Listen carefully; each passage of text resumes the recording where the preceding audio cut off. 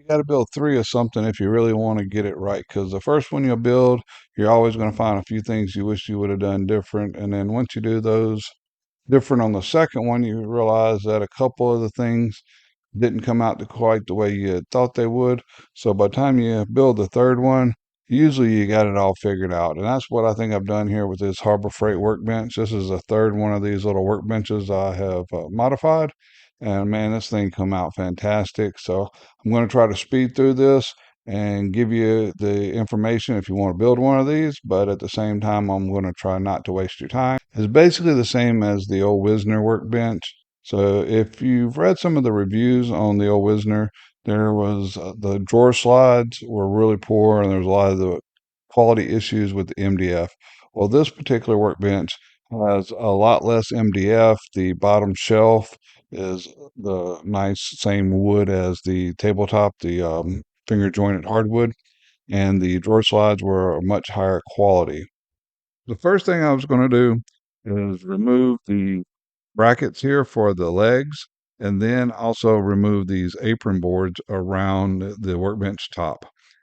So the workbench top has screws just every couple inches all the way around it. I do not like them. And once I removed the screws, I took my hammer and went to try to knock the boards off the sides. And they started coming off, and then it ended up busting the edge of the top because they were glued in just a couple of spots, and where they were glued, it actually busted in the top. So I had to narrow my top about a half inch just so that I'd have a nice smooth edge.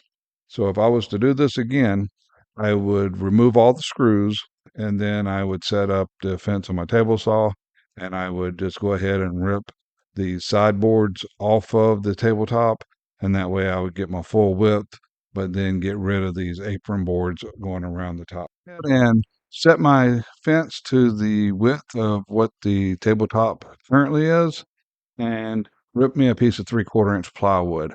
I took some small scraps of the 3/4 inch plywood, put a hole through the center of them.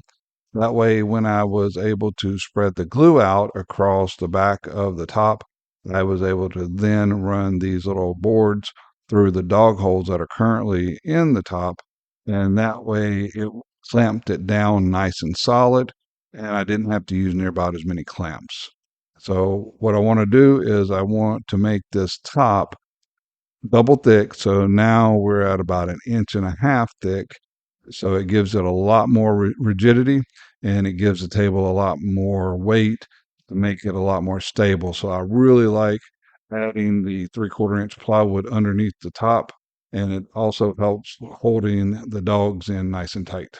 Probably unnecessary, but I like for my dog holes to be nice and uniform.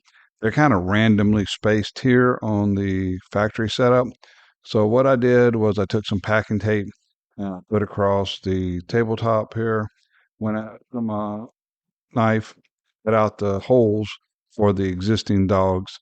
Then I mixed up some epoxy, poured them in the holes, and went ahead and let that cure overnight so that I was able to sand it down nice and flat and have a solid hardwood surface to begin with.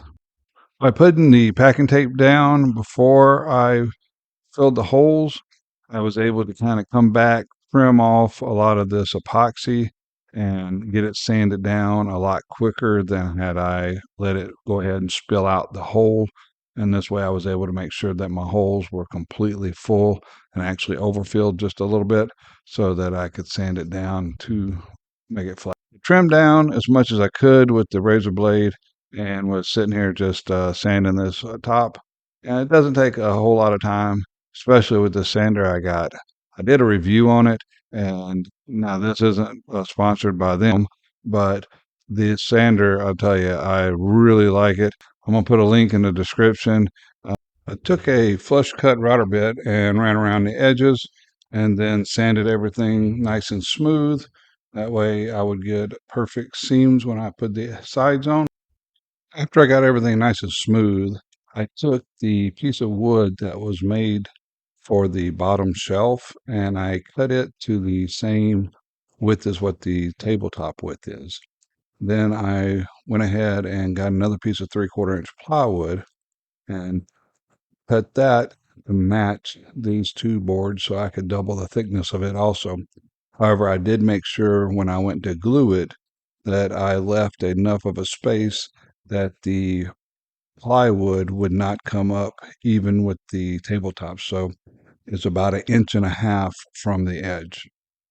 I had went ahead and put one of those little blue rockler clamps on my fence. That way I was able just to slide my fence right back exactly to where it was and go ahead and cut another piece of 3/4 inch plywood to be exactly the same as the previous piece. Then I cut it to length using my miter saw. I clamped this on top of the workbench top and went ahead and I went around it with the flush cut router bit one more time. And that way, this piece of plywood is also exactly the same as the workbench top. I should have waited and cut that one to length after I put these side pieces up. But what I did now is, as you can see, I have that 1.5 inch gap with the laminated piece of plywood on the two sides. So I'm going to take some clamps and go ahead and try to clamp these side pieces in. So I took the leg assemblies and just ran across with my jigsaw here to get it close, and then came back across with a flush cut bit with my router and just made these sides nice and flush. Every workbench and table in my shop, I have to be the same height that is just below my table saw. I make it about 1/4 inch lower than my table saw, and that way I can use the table as an in-feed table, an out-feed table. It makes it so much more convenient by having all of my work surfaces the same height in my shop. Also, one of the biggest questions I get is, how do you keep the sawdust from coming through the dog holes and getting into your drawers? Well, this is all accomplished in one step. So what I've done is I took my legs and then I took the tabletop thickness that I have and added one more piece of 3/4 inch plywood and got the height. Then I figured out what the height is I want. So it's about 3.5 inches difference. So I went ahead, I ripped me some boards, 3.5 inches thick, and then I went over to my miter saw and I chopped 4 pieces that's going to be the same width as the workbench. I then just glued those 4 boards to the sides and then also clamped them down to the workbench, the bottom side of the workbench top. And this is going to make me a bracket that my leg assembly can fix to, and it's going to make my table to be the exact height that I need for my work. I went ahead and pulled a measurement on both sides just to make sure that I am still square, because the more you can check while you're going and make sure you stay square, the better the final product's going to be. So then I went over, cut my 2 rails to the proper length, and came in and glued those two into place to make me a box that's about 3.5 inches tall. Probably really didn't need to use this many clamps, but I've got them in the shop, so why not use them? Make sure that all my gaps are nice and tight and everything is aligned nice and smooth. The better you can have it aligned, then the less problems you're going to have later on down the road. Here's where I realized that the second piece of 3/4 inch I had cut the same size as the workbench top actually needed to be the width of the two side pieces narrower, and so I had to cut it back down about 3 inches shorter. I placed the board inside of here and made sure that it fit exactly right, but I did not glue it. I went ahead and put this in with screws so that I could remove it. Put my leg assemblies on top of the box I made and then go ahead and use my square and get it centered. And then I mark a line all the way down on both sides so I know exactly where my drawers are going to inset from the edge. Rip a sheet of 1/2 inch plywood the width of my leg assemblies, and then I cut that into 4 pieces. Now I take 4 pieces of the 1/2 inch plywood and I take my 2 leg assemblies. I put them on the inside of the 2 aprons here and get a measurement. I divide that measurement by 3, and that is going to give me the size in between my three drawer sets of drawers.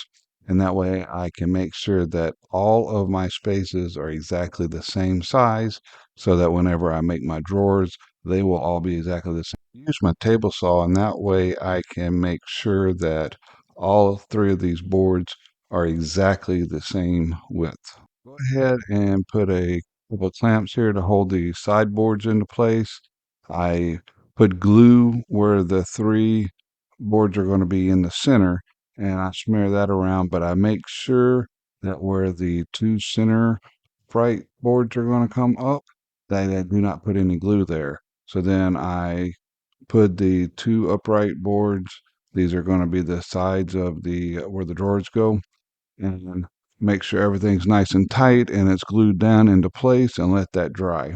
I like my drawers to be about 4 inches deep, so I went ahead and I ripped a bunch of pieces of 1/2 inch plywood, 4 inches wide, and these are going to be the spacers that go on the side of the drawers. So I'm going to need 24 pieces that are the same width as the leg assemblies. Way to do that is just to set a stop on the miter saw and go ahead and knock all these out real quick. So now I set my leg assembly in place and just temporarily hold it here with a clamp. I have a box of eighth inch spacer blocks that I use, but you could just use some strips of wood. And what I've done is I place the 4 inch little spacers that we have just cut. I put my spacer block in, and then I put another piece of 1/2 inch going so that I end up with a 5/8 inch space in between each of the drawers. And you'll see coming up, this the way I make the drawers. This will be basically the drawer slides. And then I go all the way up and do all four of where my drawers are going to be, and I mark a line, and that way I know exactly how high I need to make these side rails, and then I can cut all four of the pieces to be that same exact height. Set the fence on my table saw right here. You can see the line that I just marked on that board, and this way I don't really care exactly what the measurement is. I just want to be all four of my sides exactly the same, and I want my drawers to fit in exactly the same. The reason I didn't try to calculate this is because 1/2 inch plywood a lot of times is not exactly 1/2 inch, and this way I'm going to get an exact measurement that I need, and then I'll make sure that these are the same width as the leg assemblies. I'm going to go ahead and cut the back of the drawers. And the back is going to extend down a 1/2 inch further because of the bottom. So what I did was I took the sides that I just cut and I stuck another piece of plywood up against my fence. And that way, again, I get the exact measurement I need without having to worry about if my plywood is not exactly a 1/2 inch. Adjust my fence to the width of the leg assembly and use the cutoff of the feet of plywood there. Go ahead and cut the bottom of my drawer box. I put my leg assemblies back in place, and then I put the what's going to be the bottom of my drawer box in on top of the top here. And that way I can mark exactly where I want the centers to be. And then I go in and can pre-drill and countersink the screw holes so that I know that I'm going to be in the exact middle of my piece of 1/2 inch, and I don't have to worry again about trying to measure over and not getting the exact center because the piece of plywood wasn't exactly a 1/2 inch. Not only do I pre-drill and countersink the bottom of the drawer box here, but the top of the drawer box, which is built into the bottom of the workbench top, which we had just screwed in, I run my drill bit in. I don't go all the way through where the countersink comes from the inside. Then I can unscrew the cabinet or drawer top from the bottom of the workbench and then countersink those holes from the top. I want to ensure that I don't have any squeeze out in between these boards so that everything can fit nice and tight. I set the drawer box top back into place, and then I realized that I did not pre-drill the screw holes coming in to hold the back on. So I go ahead and get those holes drilled real quick. I've kept all my measurements nice and tight and made sure to cut everything exact. So like here you see where I can just slide this up and it's like a friction fit. So everything fits nice and tight. And that actually makes the assembly a whole lot easier because whenever I go to place a board where it needs to go, it'll stay there before I get around to screwing it. That way I can get good measurements on everything.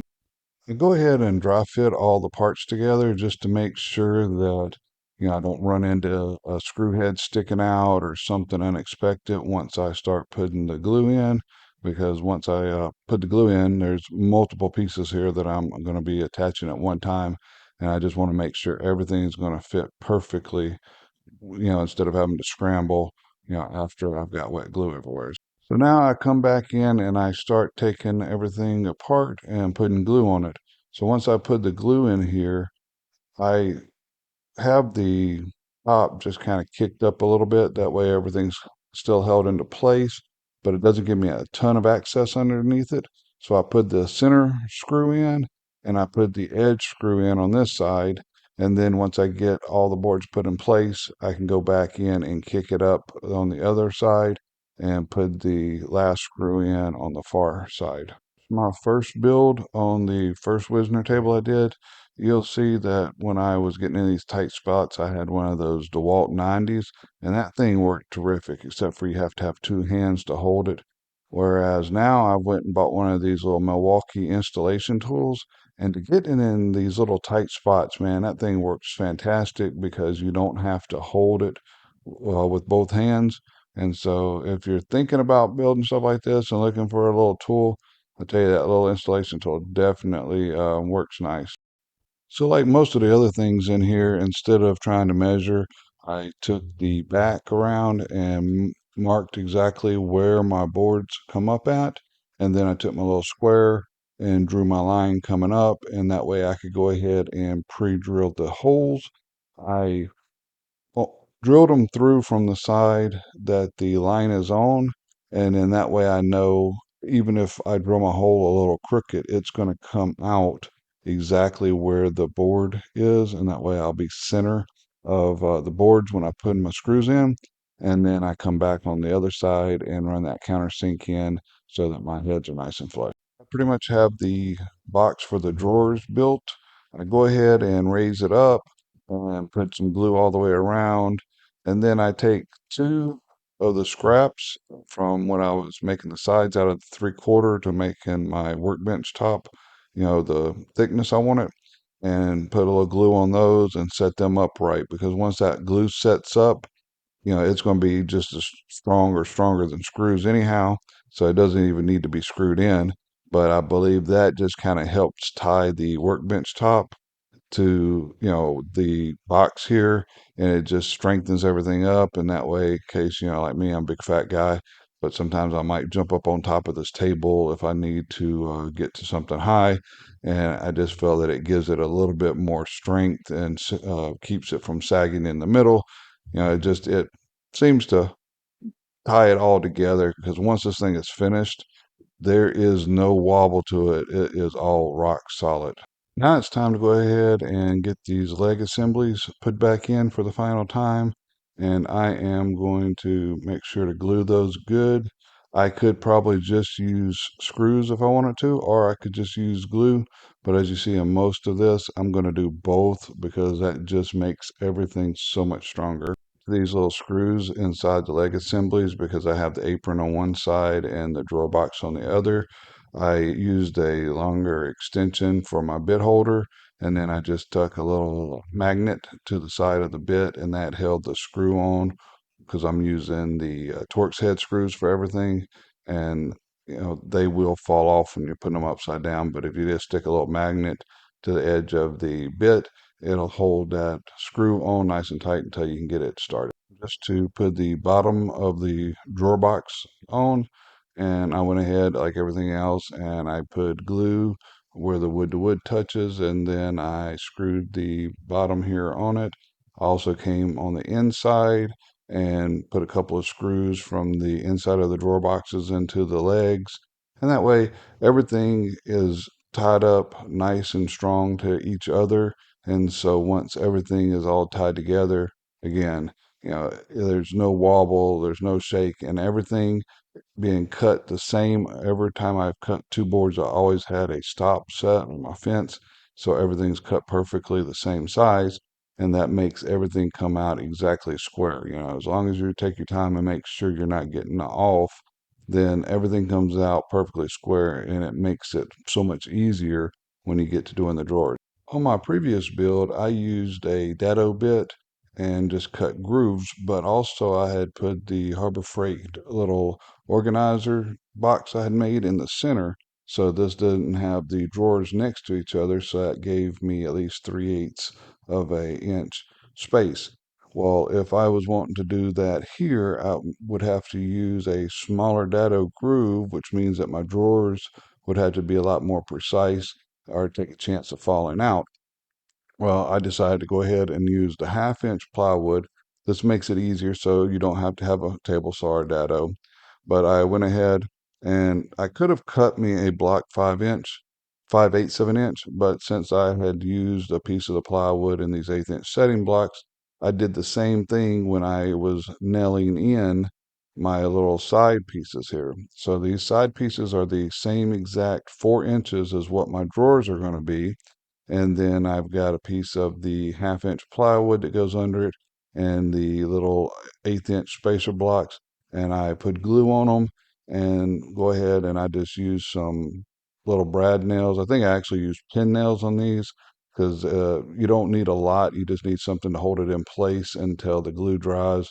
So you could use either 18 gauge or 23 gauge pin nails, whichever one you have, or you could just glue it and not even use nails at all. But I like to go ahead and throw in a couple of these little nails, and then that way I don't have to worry about it moving.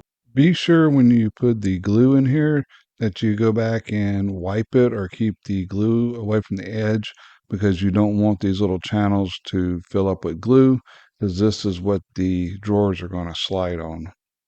Okay, so this is almost a mistake I made. I was cutting the little spacer blocks to go in here, and this thing didn't fit. You see how it kind of pops out at the top. But, I cut everything square. I keep my saws at a 90, and so I knew something was wrong. I stopped, got my square checked out, and then I realized the day before, at the end of the day, my neighbor came over and we were cutting some things on an angle with the miter saw, and this morning I went in there and it was not set on 90. So if you go to put a board in, it doesn't fit right, stop, figure out what's wrong, and then that way everything stays nice and square. So I just went ahead and glued in those spacer blocks on both sides and let those dry. I went and rounded up all the hardwood pieces I had left over. These are the drawer fronts, and cut off the little lips so that I could find all the solid hardwood material that I had to go ahead and trim out the edges. Went ahead and sanded off all the finish so that whenever I glue these together, I was sure that the glue would stick. Here I'm just ripping off this edge so that the boards would be nice and square. I made a couple of test cuts to get my saw set to where the piece barely fit into the glue on these side pieces here. And then I cut the scraps of hardwood and glued that in, and then it became like one solid piece of hardwood. Once that was all dry, I went ahead and took the pieces and glued them together side by side to make me a piece of this hardwood that matched the tabletop to go along the front and the back of the workbench. Went ahead and glued the front and the back on at the same time. That way I only had to clamp it once and wait once for the glue to dry. Time to make the drawers now. So I went ahead and I ripped a sheet of plywood down, and once I got what I thought was the correct measurements, I went ahead and dry fit it, and I went ahead and made sure to check all 12 slots to make sure that this is going to fit perfectly and that I can make all the drawers exactly the same. I'm sure that this is going to fit. I went ahead and put me a stop block up here and cut all 12 of my bottoms. What I've got left with the 1/2 inch is the drawer sides and front and back. So I went ahead and started rounding up all the 1/2 inch plywood I had and cutting that down into 4-inch pieces. The 24 sides I need are going to be the same length as the bottoms are wide. And so I went ahead and cut those 24 pieces out. Drawer backs are going to be the width of the drawer minus the thickness of the two sides. So I just laid them up here and marked it with my marker knife and then set my stop block to cut those 12 boards. Really trying to keep this project as simple as possible. So I used one sheet of 3/4 inch plywood and 3 sheets of 1/2 inch plywood.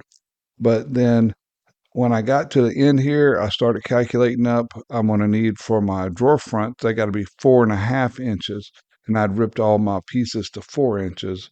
And, instead of pulling out another sheet of plywood from the back, I decided, let me just go ahead, and I had some of this scrap walnut back there. And like I said, these are some really rough pieces, but I went ahead and ripped those all down to my 4.5 inches, and then went ahead and cut them to my width and used these for the drawer fronts. So that's going to make the workbench really look nice. My other ones, I had used the walnut on the front of them for the drawer faces anyway, but I had completely built the drawers with the 1/2 inch plywood and just attached these to the front. However, this time, since I'm short of wood, I'm just going to go ahead and use the walnut as the fronts of the drawers. Make these drawers all exactly the same. So in order to do that, I went ahead and built this little jig here, and that way I could drop my fronts and then they would be sticking down the exact 1/2 inch. I could put my sides up there, uh, run a bead of glue on them, and then throw in some pin nails until they dry.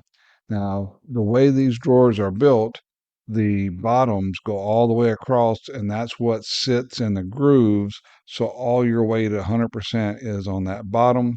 And so the sides just have to be strong enough that you can grab it, pull the drawer in and out without breaking it off, because they're not holding any weight.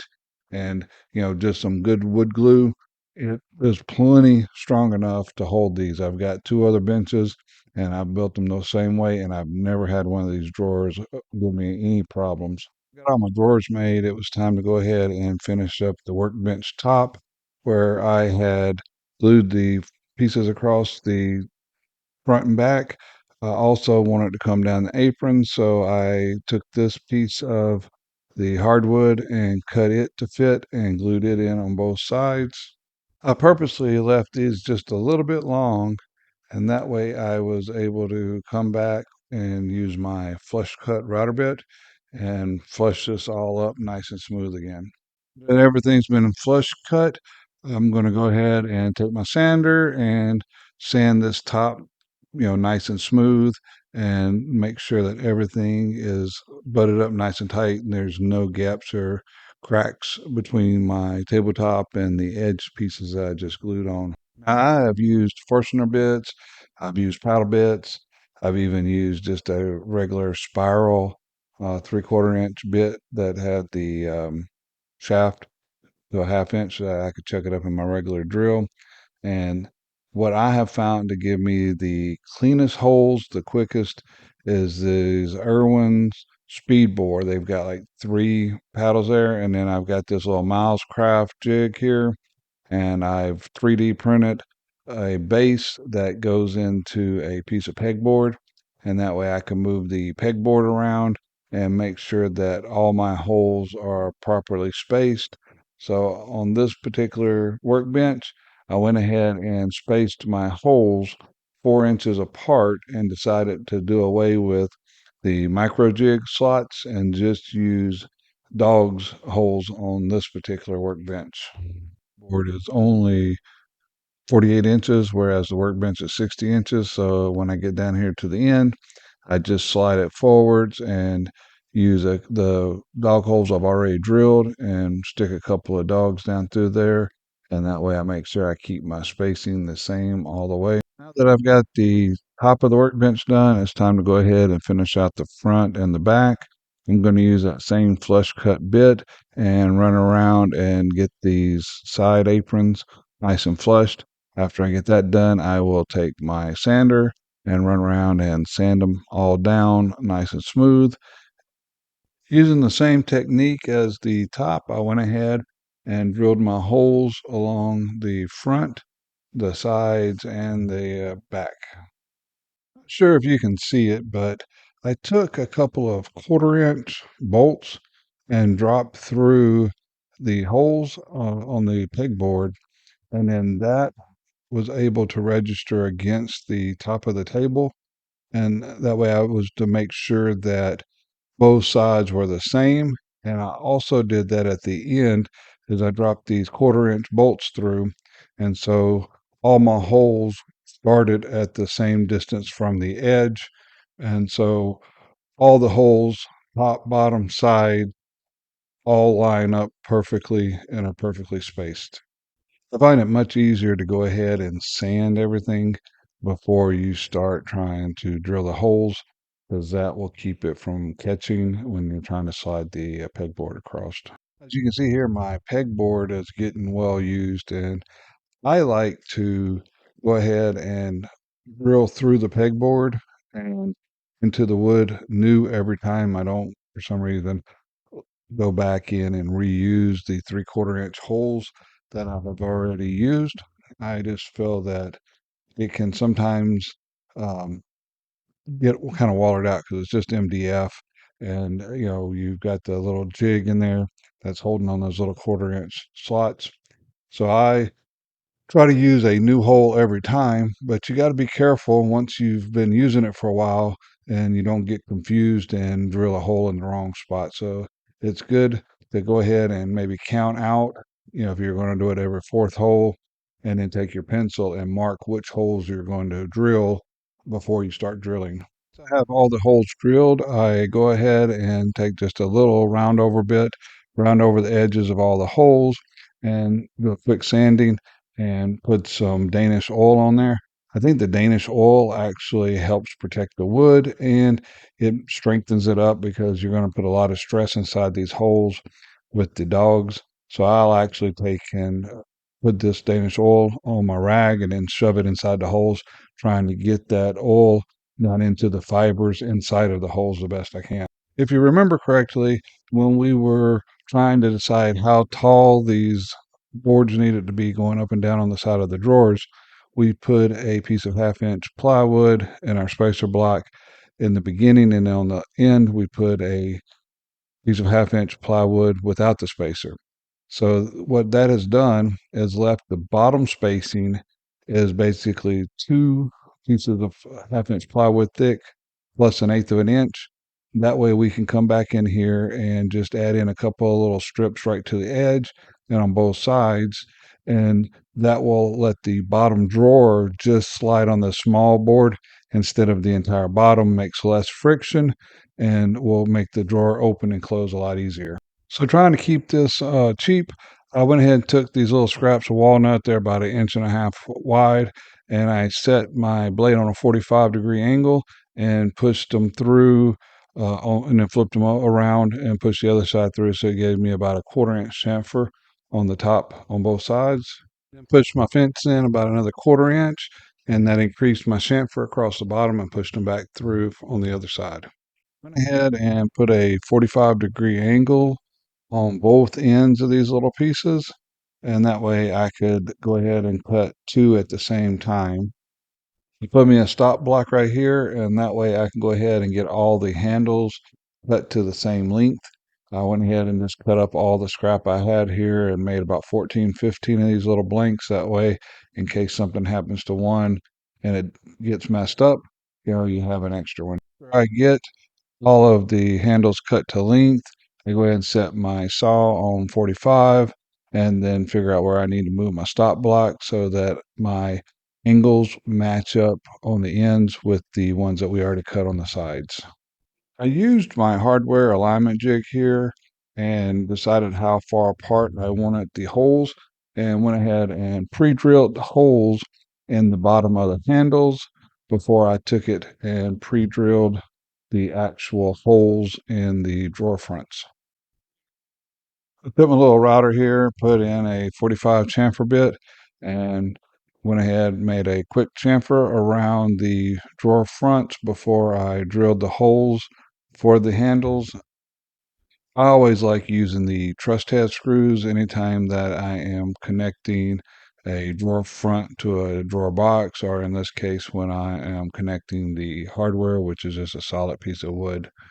The truss head screws have a much bigger head and works out very good for this type of assembly. These workbench casters, I used on my other two tables and they worked great. There were some bad reviews saying that the screws they included were cheap and would break, which I don't use. The wood screws that they supplied, I always use my own construction screws, so I didn't have any issues. However, when I ordered this one, I went back to the same Amazon listing and reordered the same part again. But these were definitely upgraded. Previously, the hole where you mount these at, the little thing was off in the instructions. So all that has been fixed. And these are some fantastic casters. They will hold more weight than I've ever put on and roll very smoothly. Went ahead and made a template that my hose from my vacuum would fit in. And then I used some dog clamps here since I had log holes already on my table and drilled the hole into the back of the table in the center. This way, if I have enough sawdust that falls through the table, it starts filling up in there.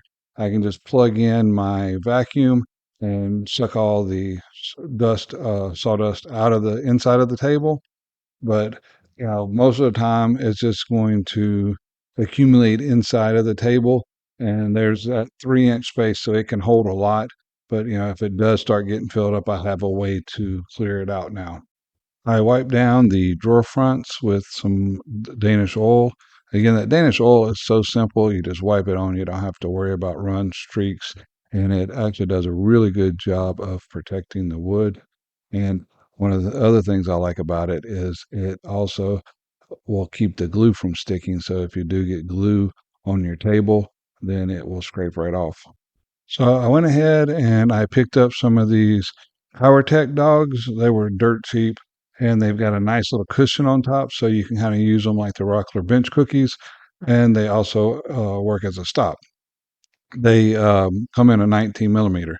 So then I also got a set of these metal hold downs.